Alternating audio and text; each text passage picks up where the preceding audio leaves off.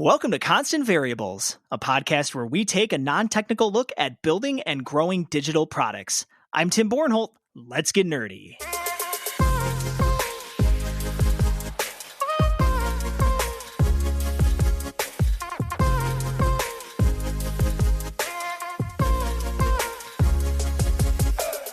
Welcome to the first episode in our Oofda series, sponsored by the Mahonis Group.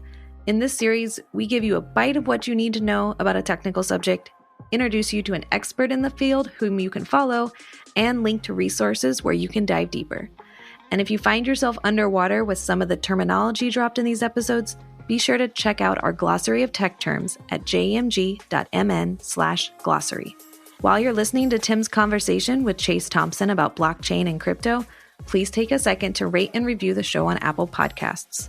Help us out with a rating and review, and we'll thank you with a shout out on the show. Visit constantvariables.co/review, and we'll take you right there. Chase, welcome to the show. Hey, Tim, pleasure to be here. I'm really excited to have you here kicking off our series around kind of explaining these complex, crazy topics of tech. And we're excited to have you here doing some information for us all on cryptocurrency. Great. I'm excited to be here. Why don't you tell us a little bit about yourself and how you kind of got into this crazy world of cryptocurrency? Yeah, sure. So I have kind of a serendipitous, crazy story of how I got into crypto. In 2007, I was living in Dubai. I was basically an expat straight out of school. And obviously 2007, that's pre-Bitcoin, that's crypto in general. Coincidentally, one of the neighbors, people that lived in the building I was living in was Eric Voorhees, who, he was working for BitInstant with Charlie Shrem, and then he founded Satoshi Dice and then went on to found Shapeshift. For those who haven't heard of him, he was kind of like, one of these prolific figures very early in the Bitcoin days who kind of did a lot for the space, was an early thought leader. So anyway, I, very coincidentally met him. We weren't like best friends. We didn't stay in touch, but I had randomly been following a few different, people, and I'd heard about Bitcoin pretty early, kind of like 2011. And I saw, hey, this guy I know, or that I'd met in Dubai, is debating Peter Schiff. And I think this was 2012. And I could literally link my sort of into the rabbit hole. Like when I knew, when I first heard of Bitcoin, I was like, that's probably going to be something. But after I heard this debate, I was sold. It was like hook, line, and sinker. I'm really interested in this stuff. So from that moment forward, I kind of got more and more interested.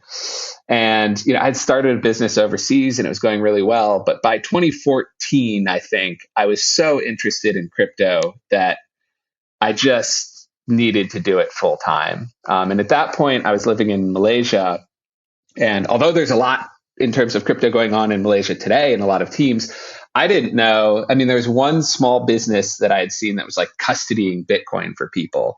But there wasn't like an active meetup scene. I didn't know anybody else into crypto. So I kind of just made this decision to travel to the crypto epicenters and to try to break into the space. And from, so I kind of mapped it out. I went, I had Berlin, I had London, I had New York on the list. And I thought it was going to be this really difficult, it's kind of like the smartest guys in computer science and math and cryptography were working on this stuff. And I was like, I'm a business guy who kind of has, some technical chops. I was going back to school for some computer science stuff, but this was like the major leagues. And I was like, I don't know if I'm going to be able to get into this, but landed in Berlin, ended up meeting the guys from a company called status.im, and the rest is history for me. So that's, first place I interviewed, had an awesome experience working with those guys, super ambitious, super bright. And that was the beginning. That's my origin story.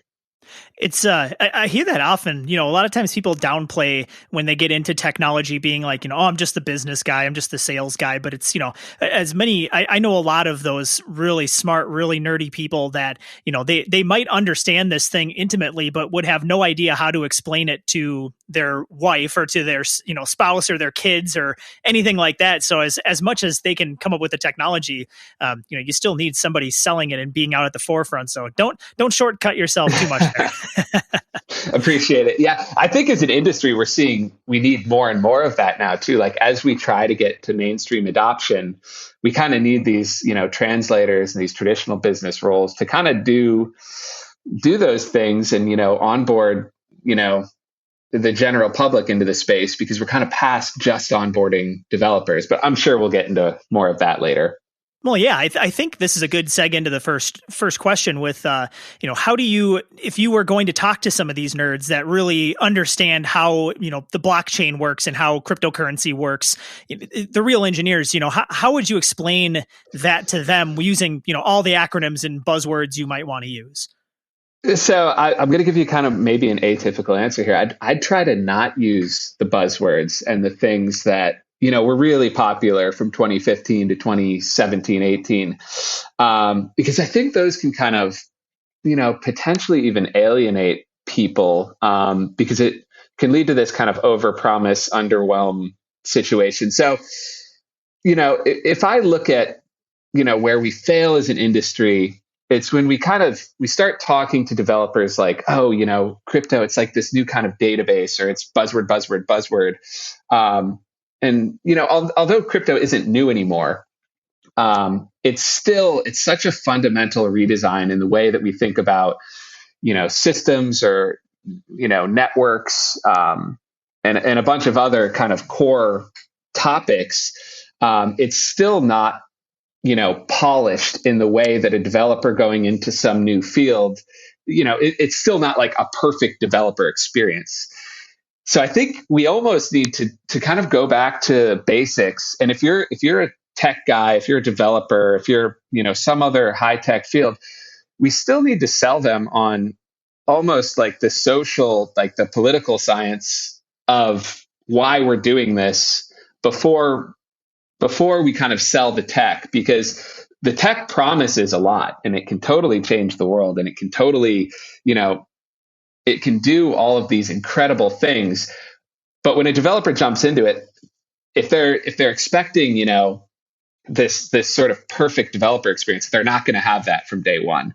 It is still early. As I said, like it's not shiny, it's not super polished. We're getting there, but I wouldn't want them to expect to come in and have like this super well developed, easy experience, easy onboarding. We're still finding, kind of basic issues and working through and iterating through kind of stuff that a lot of developers haven't seen, because in core computer science, it was kind of these issues were worked out a long time ago. So I guess in that vein, then, I mean, I think a lot of times too, there's every kind of computer science field and every kind of technology does have a bit of a learning curve, but this really is like a fundamental change in the way that people think about how computing works and where the computing is done. So maybe instead of explaining it to like an engineer, how would, let's say you go back for the holidays and your grandma asks you, hey, what are you doing these days? What is this cryptocurrency? Like how would you explain to her, like, what is cryptocurrency? What does it mean when I have a Bitcoin? Yeah, it's a tough one. Rather, I kind of start with like questions around, making sure they understand concepts like what is money to you? What is value? What is inflation? Do you actually own the things that you own? And I think, these are even in places like America where you don't have issues of like, your bank account being repossessed or someone, taking a haircut on all, savings accounts, like what happened in Cyprus a few years ago. Making sure that people kind of start thinking about these things of like, what is ownership? You kind of need a precursor before you start talking about like why Bitcoin or why crypto is important. And people kind of have to be in the right frame of mind. So, a lot of people from older generations, like they remember all kinds of kind of wild things happening around the world, whether it's oppressive governments repossessing things, nationalization of industries. You kind of have to evoke some of these things before you start talking about the basics. And then, unfortunately, it's not, you kind of have to find the things that click for different people. I wish there was just this silver bullet that you could kind of fire and it just resonated with everyone. But from my experience, you kind of have to see, what things are important to different people. Is it maintaining the value that I've accrued over my lifetime and my, savings? Or is it, kind of this, democratized open internet? The finance stuff is kind of easy because it typically resonates with more people of like, how do you preserve your value? How do you make sure that you're actually owning the assets that you possess? If let's say, some cataclysmic situation happens, if you had to flee your home tomorrow, how do you take your possessions or your value with you? You can't go to the bank and take out, money and put it in a duffel bag. You have to get out now. When people start thinking about these types of issues, I think they can kind of start to understand, some of the core premises of why crypto is important, and it only builds from there. So you need to get people to kind of start to, let's say, identify with or find what resonates for people and start there, and then let them explore on their own as well, and just help them along the way, if that makes sense. It does. I mean, I've listened to a lot of podcasts and I've been trying to get a better handle around, why cryptocurrency is so important and what the blockchain can provide to us. And it seems to me like this is one of those technologies, like, I'm trying to think of one. I can't really think of a good example, but there's a lot of times technologies come out where it's kind of like a hammer without really a whole lot of nails. And you try to find what the right nail is that you can hit in order to show the value of that hammer. And to me, that's like crypto and the blockchain specifically is like, there's some low hanging fruit that the promise of crypto can bring, like with smart contracts and with just having that stored value that you can see like a whole transaction of how that value has passed from person to person. Like there's low hanging fruit for there. But I mean, do you see a lot of what crypto brings is more of like, we're setting the foundation for something bigger down the road? 100%, 100%. I personally think we're kind of still just laying the foundations of like what I would call the primitives. And things, we've had, again, crypto is not new, but things are really just starting to work in a more robust way, kind of in the past, I don't know, year or 18 months. So I absolutely think we're still in the foundation laying phase of people have had great ideas and they probably have good intuition on the way things are going to go, but how we actually get there and the execution and making sure that we do things in kind of like, a safe sort of replicatable way, a way in which other developers can kind of stand on the shoulders of previous developers. We're still kind of figuring some of those things out. So yeah, I think this is an inflection point, absolutely. But things are starting to work now, and we're going to see a lot more sort of application layer things develop from this point forward, in my opinion. So just so I'm kind of getting the audience to be on the same page as where I think we're going with this. So there's with crypto and with the blockchain, in order to really understand the true value of what it provides, you can express it in terms of things that we can understand today, like a Bitcoin. You can go into some stores and redeem Bitcoin for goods and services. Like that's absolutely something you can do with crypto, but there's so much more that it can enable. And what people are excited about more so is that underlying blockchain technology of what smart contracts and what those things are. So I first of all, is that kind of an accurate picture of where we are now? And then second, can we just talk about what the blockchain is? Yeah, sure. So let's start. Yeah. The first one, I think Bitcoin in particular has gone through an evolution of narratives. And I think, you know, there's heated debate on either side of this. And I'm not trying to sort of infer what's the right direction or not. It seems like we were in this Bitcoin needs to be able to be spendable for people to buy coffee a couple years ago. And now we've kind of, the dominant narrative that I'm seeing is kind of store of value, like digital gold. Could be both of those things, could be more things in the future. I totally agree with the idea that the promise of like smart contracts and, you know, really the things that were kind of kicked off by Ethereum are, there's too many different, you know, use cases and topics we could even cover in this conversation, but that's where things get really interesting for me.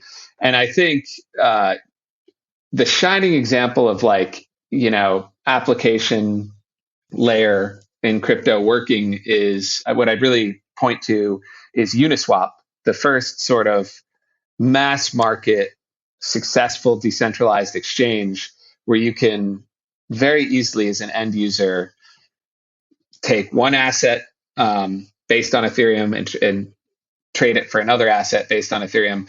I mean, this works.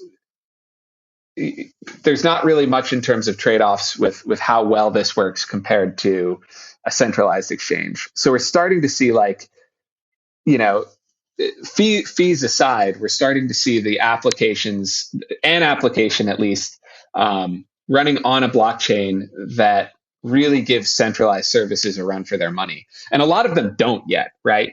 A lot of them are like, you know, they're not there yet. For some reason or another, they're still getting beat out by a company who implements that type of service better. But like the analogy back to like when the automobile first came out, yeah, horses were way better for a number of years, even after the automobile came out. You know, we didn't have road networks, we didn't have fuel networks, the infrastructure wasn't there for a number of reasons. The horse was better for a number of years, and it's going to be the same for blockchains and for crypto. But like with all new technology, as you know, we have more professionals, more brilliant people contributing to the space as the infrastructure builds out. You're going to start to see the promises of blockchain and crypto kind of, you know, manifest, if that makes sense. Oh, definitely. I still think it'd be good to just even starting at the fundamentals here, like going back to like, you know, we've been throwing out blockchain a lot. And I know you and I are very intimate with what that actually means. But I think it'd be helpful for listeners to kind of get some analogies of what the blockchain actually is and how a blockchain works. Yeah. So, you know, I am not a protocol developer, but I'll give you my sort of, this is the how I explain it to grandma.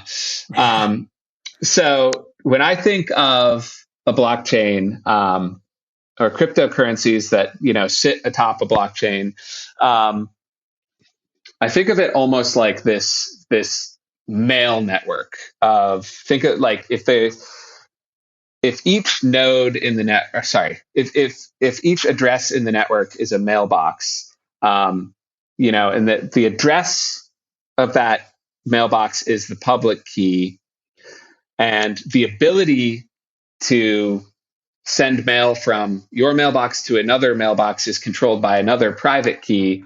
This is kind of how I, you know, if you've got your computer and you've got Bitcoin there, the Bitcoin's not actually sitting on your computer, right? It's sitting at an address on a network, and really what you're able to transfer is that Bitcoin from your address to another address, if that makes sense. And that's kind of usually typically where I stop. Like, I don't think your average person really needs to know, like, I mean, we use the internet every day. I kind of had learned way back when how internet protocols work and stuff like that. I don't even remember right now, but I still use the internet every day.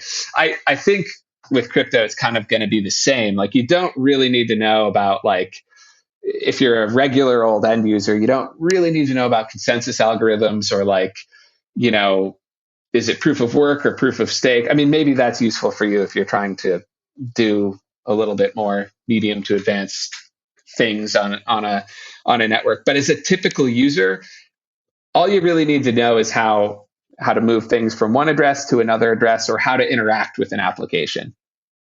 I think that makes sense. I mean, my football coach back in high school always used to tell us, you don't need to know how an engine works, but you need to know how to change the oil in your car. And he was using that analogy of like, when you're working out, you don't necessarily need to know how your muscles tear and how rest recovers them, but you do need to know some basics so you don't hurt yourself. And I think when it comes to blockchain, this whole thing is built on cryptography. It's built on math. It's built on these promises that when you say I own X, that you can work your way back through some sort of method to prove that this is who you are and this is your good. Like those are the kinds of things that we're actually trying to build. That's what I see as like the real value going forward of the blockchain. Is there's this immutable way of proving digitally that something is what it says it is, and that someone is who they say they are. And it's something that we've been trying to get through for a really long time with computing, but it's been really with the rise of Bitcoin being the like big prime example that is very public facing.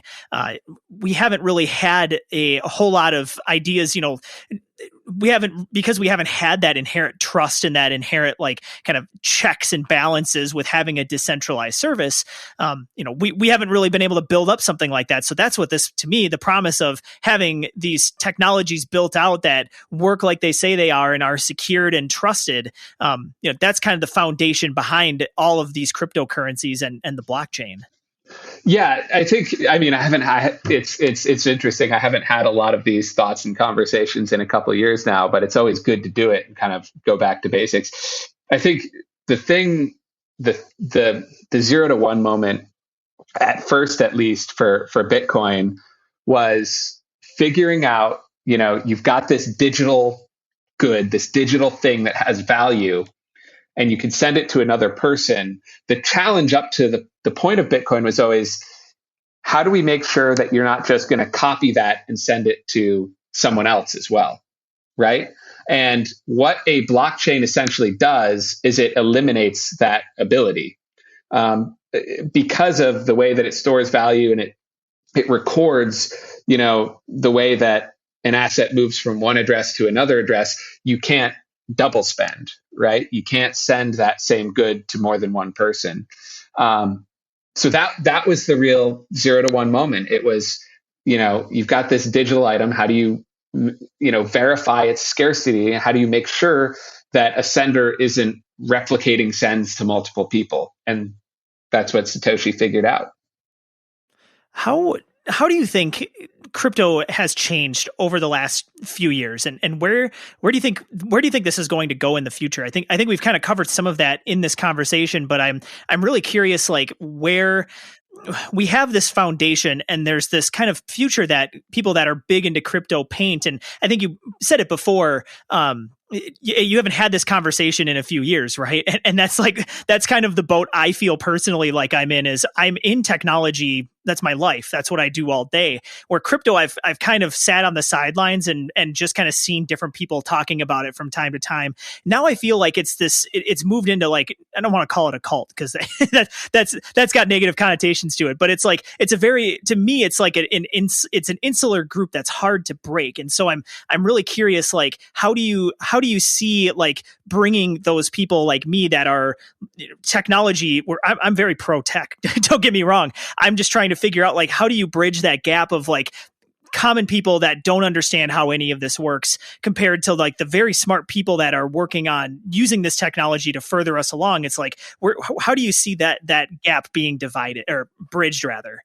It's a challenge. If I think about when I was, first getting into this space, the signal to noise ratio was mostly signal and very little noise. I could consume everything I could find across every different type of crypto, blockchain, everything initiative, and I'd still want more. I remember being able to go through everything in like 45 minutes and saying, that's it. Like, why are there no more Reddit posts? Why are there no more, there's nothing else on Twitter. Now, good luck doing that with a single application on a single protocol. Like you good luck keeping up with like an individual ecosystem. And, like all technologies, crypto's very much a double-edged sword. And we can kind of get into more of that later, but there are a lot of bad actors. There are a lot of people who, are making businesses out of shilling things, out of creating content, even when they probably shouldn't be. So it's an absolute minefield for new people coming in because, who do you trust? What do you listen to? At the end of the day, crypto, I mean, these are bearer instruments. If you make a mistake with your crypto, you just set it on fire or you just left a bag of cash on a park bench. Like it's gone. You can't call customer service and say, oops, like I made a mistake.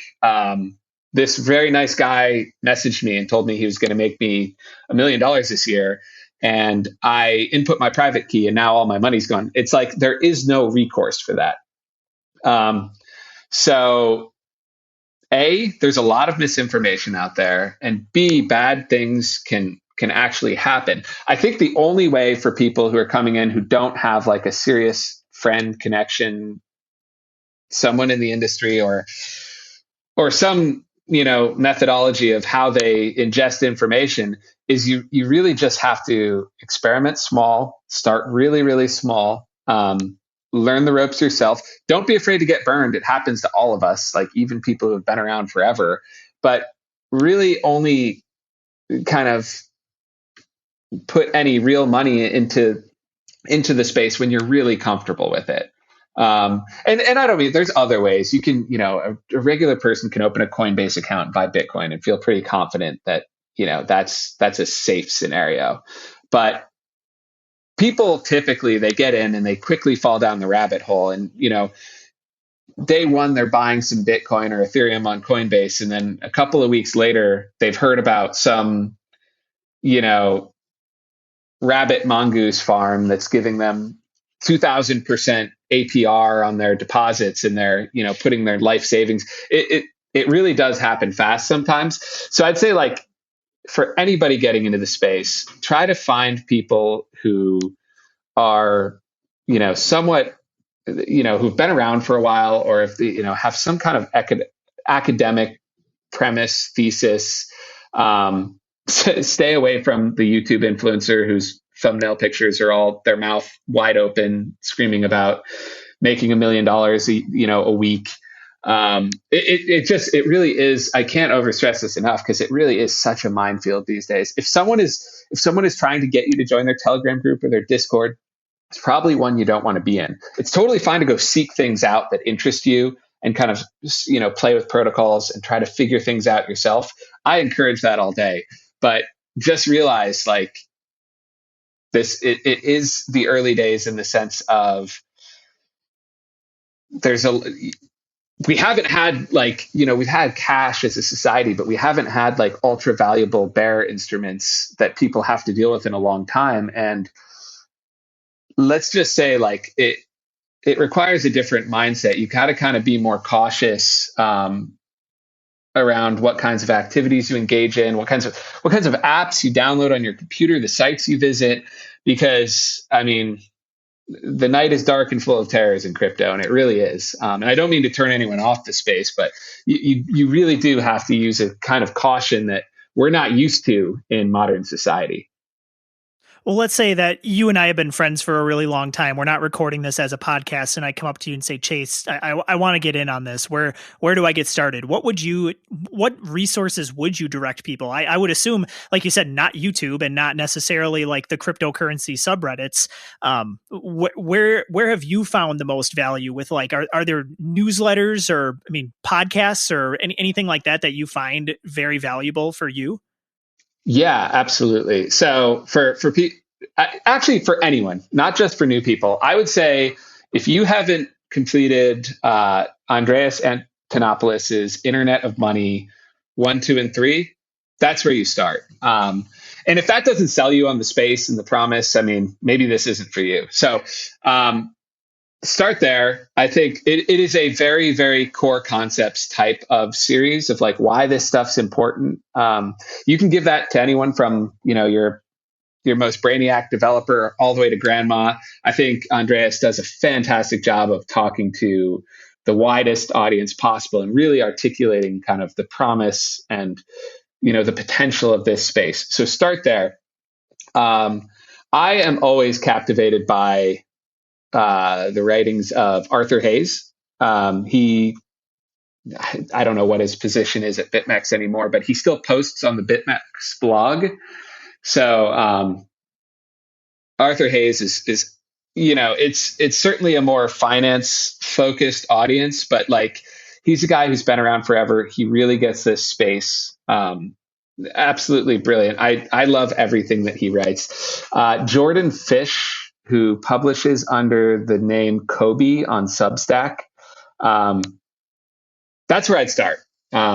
There's a lot. I do follow a lot of people on Twitter. I do read a lot of subreddits, but like, I feel like I've been around the ropes long enough where it's like, I know how to separate the signal from the noise, and anybody can get there. Just, you don't want to kind of get roped into some scammy thing as your first experience and have a bad experience and then really never want to come back to the space. I mean, that's what's the fastest way we could taint someone's experience in crypto is steal all their money. And then, even if this is the most exciting thing in the world, you're probably going to be pretty pissed off about it for a long time. So yeah, that's where I would start. Well, those are really good resources. I'm going to make sure we get those thrown in our show notes so you can see those on our website, constantvariables.co. Chase, this was really insightful for me, and I hope it was insightful for our audience too. Where should we send people to learn more about you and the work you're doing over at Arena? Yeah, so arena.gl, that's our URL. First, hop into our Discord. I'll provide a Discord link that anybody can join. We're kind of always hanging out in there. So if anybody has any questions, and I should mention Arena is a play to earn for any video game application. So we reward people for basically any type of community-based video game activity for any platform, for any game. If there's communities of people that are organizing and facilitating, whether it's one-offs, tournaments, speed runs, any type of gaming experience that communities are doing, we have tools and resources for that.